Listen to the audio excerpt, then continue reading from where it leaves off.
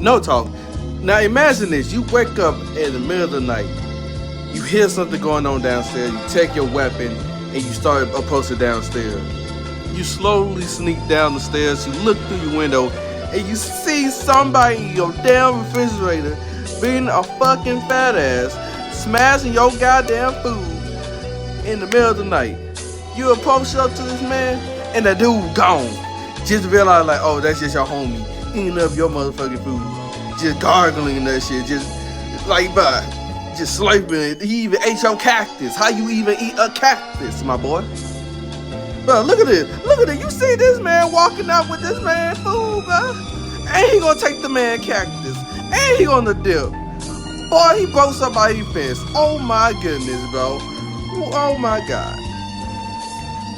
Imagine your homie knocking on your door in the middle of the night